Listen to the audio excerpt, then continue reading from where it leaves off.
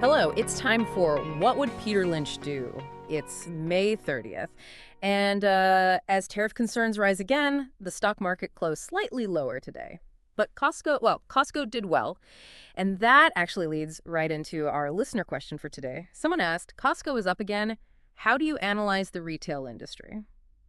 So, our mission for this deep dive is to explore Peter Lynch's wisdom on analyzing retail companies and also understanding those corporate performance announcements. Using this question as our starting point, we'll be drawing insights, directly from the source material we have. Yeah, that's a fantastic question to kick things off. Peter Lynch, he had this really unique perspective on retail. It was a mix of intuition and some pretty serious analysis. He famously said, if you like the store, chances are you'll love the stock. I love that. It feels so, I don't know, intuitive, right? Like if you actually enjoy shopping somewhere, if the place is always busy, people are talking about it, that's kind of your first clue, your own gut feeling as a customer. Absolutely. Your own experience, that's the starting filter.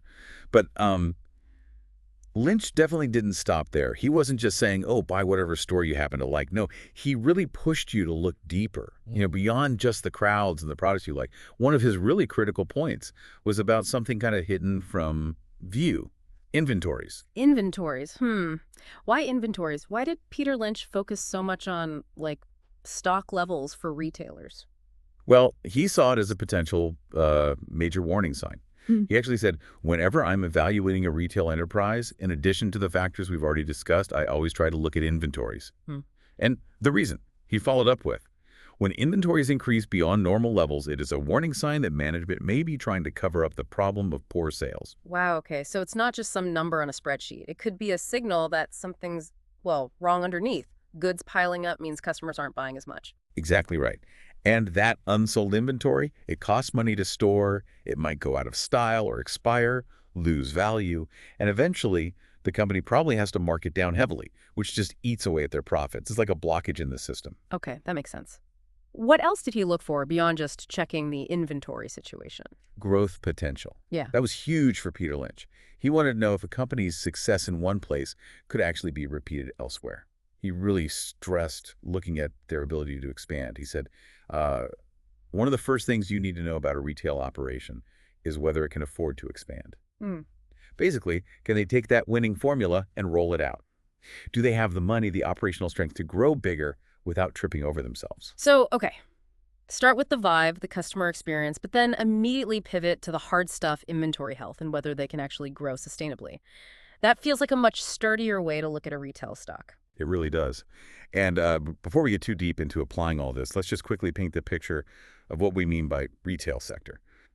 At its heart, it's businesses selling stuff directly to, you, the consumer. Right, like department stores, supermarkets, your local convenience store, big online players, clothing brands, grocery stores.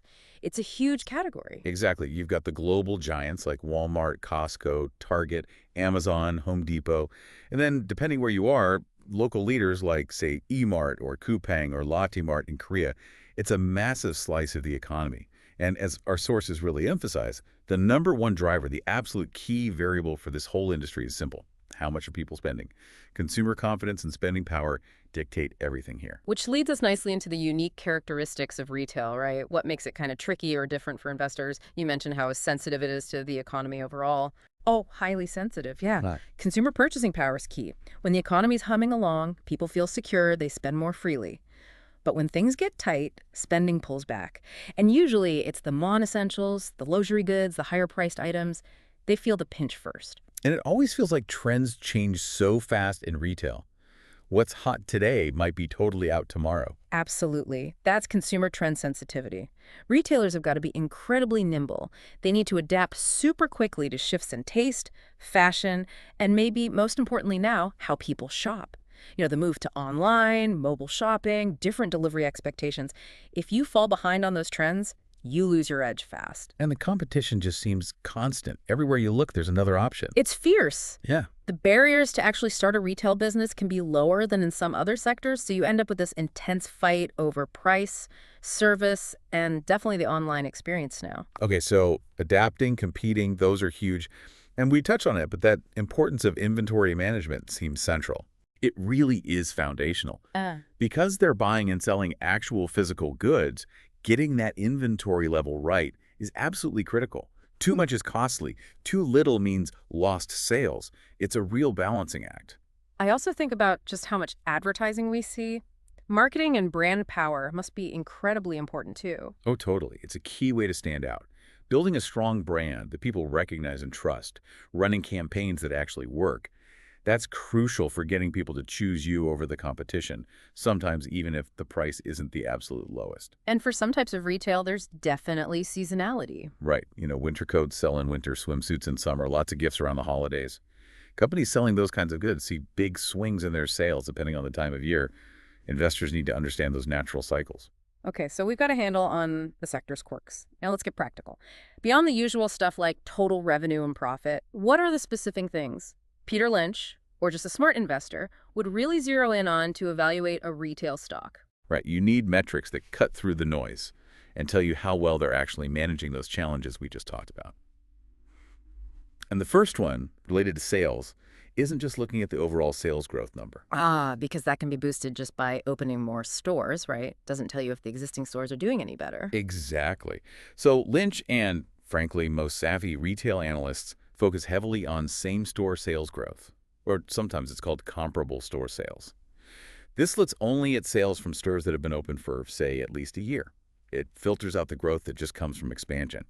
It's the real measure of whether the core business is healthy and gaining traction with customers. That makes way more sense. It's a much cleaner number. What about profitability? Are there specific margins to watch? Yeah, definitely. You look at gross profit margin that tells you how efficiently they're buying their goods and pricing them. Then operating profit margin, which shows the profitability of the main business operations before interest and taxes kick in. And finally, net profit margin, which is the actual bottom line profit left over. Watching the trend in these margins is really key. Are they holding up, improving, or getting squeezed by competition or costs? And circling back to that inventory point, is there a specific number to track how well they manage it? Yes, absolutely. It's the inventory turnover ratio. Basically, it measures how quickly a company sells through its inventory and has to restock it. A higher turnover ratio is generally good. It means stuff is flying off the shelves, inventory is fresh, and management is sufficient. A low, or worse, a declining turnover ratio can be that big red flag Lynch talked about.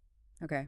What about cash? Is profit enough or is cash flow different? Cash flow is critical, specifically operating cash flow. A company might report growing sales, maybe even profit, but if they aren't generating actual cash from their operations, that's a problem. It could mean maybe they aren't collecting payments from customers effectively, or maybe all that profit is tied up in, guess what, growing inventory. You want to see healthy cash coming in the door from the day-to-day business. And with shopping changing so much, I assume looking at their online channel growth and strategy is just table stakes now? Oh, completely non-negotiable. Investors have to look at what percentage of sales are coming from online, how good their website and app are, and their whole omni-channel approach, how smoothly they connect the online and physical store experiences. Are they actually competing effectively in the digital world? How do you measure something fuzzier, like customer loyalty and brand awareness? It's trickier, but you can look at metrics like the number of loyalty program members, how often people repurchase, maybe customer satisfaction surveys, brand perception studies. It gives you a sense of whether customers are sticking around for reasons beyond just price. And for the brick and mortar side, the actual stores. A classic metric is sales per square foot. It helps you gauge how productive their physical space is. Are they getting enough bang for their buck from their real estate? And last but not least, you always have to look at the competition. Always. Competition analysis means understanding their market share, how their prices compare, and crucially, what their strategy is for being different. What makes them stand out in that crowded field? Do they have a real edge? Okay, that's a really solid set of tools for looking inside a retail business. So, armed with all that, what are the big picture things an investor really needs to think about before putting money into a retail stock? Well, first off, you absolutely have to monitor macroeconomic indicators, things like consumer confidence surveys, job numbers, interest rate movements, inflation. These directly impact people's willingness and ability to spend. A sharp rise in interest rates, for instance, can really dampen enthusiasm. And that trend sensitivity we mentioned earlier, that it sounds like you need to constantly reassess if the company is keeping up. Constantly. You have to evaluate their sensitivity and adaptability to trend changes. Can they pivot? Are they embracing things like, say, sustainable products, if that's what consumers want, or new ways of selling like subscription models or live video shopping? Companies that get stuck in their old ways can decline really, really quickly in retail. Finding that sustainable edge seems like the holy grail in such a competitive sector. It really is. You have to actively identify sustainable competitive advantage. Don't just be drawn in by low prices today. Look for something more durable. Do they have unique products nobody else sells? Exclusive brands people love? A truly superior online platform? Maybe unbeatable logistics? And Peter Lynch would definitely look for companies that have the power to raise prices sometimes. That often comes from real brand strength. People trust them or desire their products enough to pay a bit more. So like you said, a real reason people seek that specific company out, not just the cheapest one on the block. Exactly that. And back to fundamentals. Always evaluate their inventory management ability. Steer clear of companies where inventory keeps ballooning or turnover is consistently poor. It signals operational weakness. Checking the debt levels too, I assume. Crucial. Check debt levels. A retailer carrying a lot of debt can become very vulnerable if there's an economic downturn and sales slow down. It reduces their flexibility. What about technology? Is that becoming more important? Oh, definitely. Seeing active technology adoption and innovation is usually a positive sign. Are they using data analytics to personalize offers? AI to forecast demand better? Automation in their warehouses?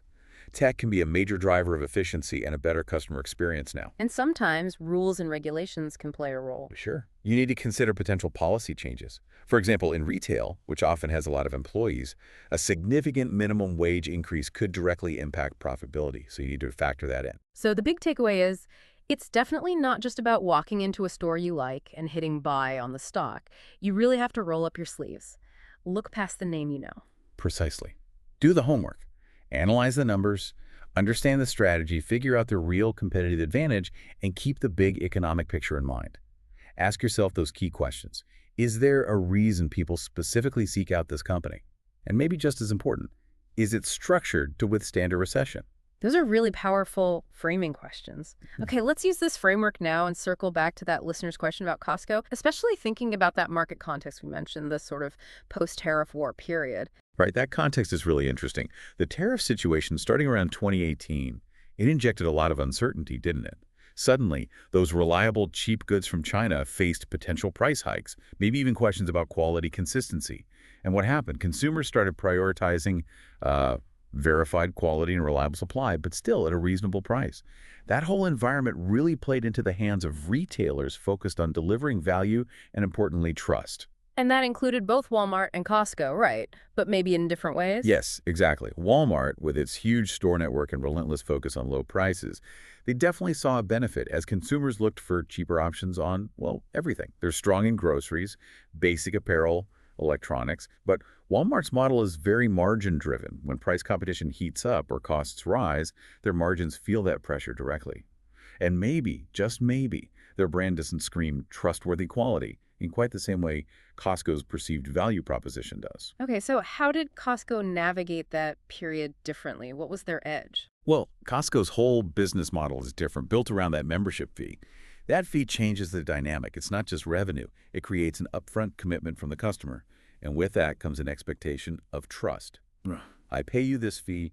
I trust you to deliver quality and value consistently. And they managed to deliver on that promise during that uncertain time. They really did, and Yeah. that was key. Their reputation for strong quality control, the reliability associated with their products, especially their own Kirkland Signature brand, which has a huge following, became major assets. And crucially, their supply chain control was a big factor. They have strong, direct relationships with suppliers. They buy in massive bulk. They have efficient logistics. All this helped them manage disruptions better than many others. They were better positioned to minimize price increases and keep quality consistent when other supply chains were shaky. Okay. So maybe Walmart's advantage was partly being the go-to, cheap, accessible option when wallets felt tight, perhaps more of a short-term price-focused benefit. Exactly. Whereas Costco's advantage stemmed from being seen as the reliable, trustworthy source for good quality products at a fair price, even when things felt uncertain. It was more structural, more trust-based. And in a time of uncertainty about both price and quality, that trust became incredibly valuable. That really clicks. It explains why Costco's performance felt so strong beyond just sales numbers. It wasn't just volume, was it? No, not at all. Sure, sales were strong, but you also saw their membership numbers growing. And critically, those incredibly high renewal rates staying put consistently over 90% in the US and Canada. That high renewal rate is a powerful signal of enduring loyalty and trust. For many members, Costco isn't just a store. It's perceived as like a reliable part of their life infrastructure. They really emerged as a prime example of a trust-based consumption model during that period. And that's the deeper story behind the stock price movement. It's not just sales rep. It's about understanding their unique model, their supply chain strength, and how that resonated perfectly with a shift in consumer behavior driven by external events like the tariff uncertainty. Precisely. It perfectly illustrates why applying Peter Lynch's approach is so valuable. You have to look beyond the surface, scrutinize the operational details like inventory and supply chain, understand the business model's nuances, and really weigh those qualitative factors like trust and competitive advantage. That's how you truly grasp why a retailer thrives, especially when the environment gets challenging. So, wrapping this all up, investing successfully in the retail sector clearly requires more than just liking the store. It means really digging into its unique dynamics, using those key metrics like same-store sales and inventory turnover as your tools, assessing if they have a genuine, lasting competitive advantage, and understanding just how critical things like adaptability and, as we saw with Costco, consumer trust can be, especially when the economic winds shift. And I'll say a word from Peter Lynch today, and I say that this principle is connected to not only investment decisions, but also life wisdom. That's a great point. Think about that idea of trust-based consumption, or asking, is there a specific reason people seek this out? Oh. How could that apply beyond just stocks, maybe in relationships, or how you build your own reputation? What truly makes something or someone uniquely trustworthy and valuable? Definitely something to mull over. Indeed. Food for thought. I'll see you next time. This was What Would Peter Lynch Do? Thank you for joining us today. Have a nice day.